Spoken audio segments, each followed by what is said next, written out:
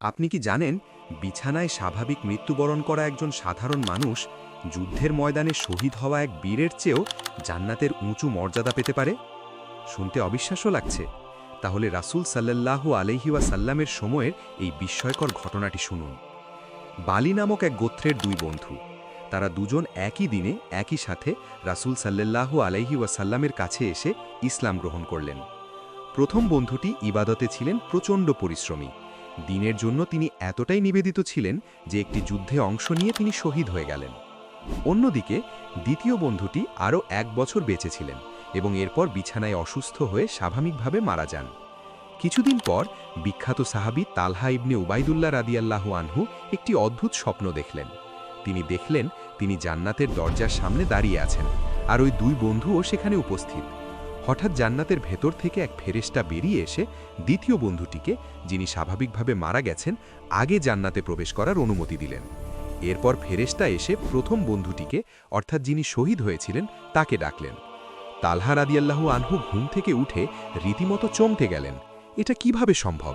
যে ব্যক্তি নিজের জীবন দিয়ে শহীদ হলো, তার আগে একজন সাধারণ মানুষ কিভাবে জান্নাতে ভিআইপি মর্যাদা পেল? পরদিন সকালে অন্যান্য সাহাবীদের কাছে এই স্বপ্নের কথা বললেন। সবাই অবাক। ঘটনাটি রাসূল সাল্লাল্লাহু আলাইহি ওয়াসাল্লামের কান পর্যন্ত পৌঁছালো। সাহাবীদের অবাক হওয়া দেখে নবীজি মুচকি হাসলেন। তিনি বললেন, তোমরা এতে অবাক হচ্ছ কেন? সাহাবীরা বললেন, ইয়া রাসূলাল্লাহ, প্রথমজন ছিলেন ইবাদতে কঠোর এবং তিনি শহীদ হয়েছেন, অথচ দ্বিতীয়জন তার আগে জান্নাতে চলে গেল। রাসূল সাল্লাল্লাহু আলাইহি ওয়াসাল্লাম তখন এমন এক উত্তর দিলেন যা প্রতিটি মুসলিমের চোখ খুলে দেওয়ার জন্য যথেষ্ট। তিনি বললেন, দ্বিতীয় ব্যক্তি কি তার শহীদ বন্ধুর পর আরও 1 বছর বেঁচে ছিল না? সাহাবীরা বললেন, হ্যাঁ। নবীজি বললেন, সে কি আরেকটি রমজান মাস পায়নি? সে কি সেই রমজানে রোজা রাখেনি? এই 1 বছরে সে কি এত এত সিজদা করেনি? সাহাবীরা বললেন, হ্যাঁ ইয়া রাসূলাল্লাহ। তখন রাসূলুল্লাহ সাল্লাল্লাহু আলাইহি ওয়াসাল্লাম বললেন, তাহলে শোনো, এই দুজনের মর্যাদার মধ্যে এখন আসমান ও জমিনের চেয়েও বেশি দূরত্ব তৈরি হয়ে গেছে। একটু ভাবুন, শুধু একটি অতিরিক্ত রমজান পাওয়ার কারণে একজন সাধারণ মানুষের মর্যাদা একজন শহীদের চেয়েও উপরে চলে গেছে। আর আপনি?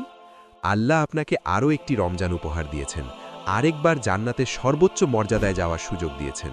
এই সুযোগটা কি আপনি অবহেলায় নষ্ট হতে দেবেন? সিদ্ধান্ত আপনার। এই রমজান হয়তো আপনার জীবনের শেষ রমজান।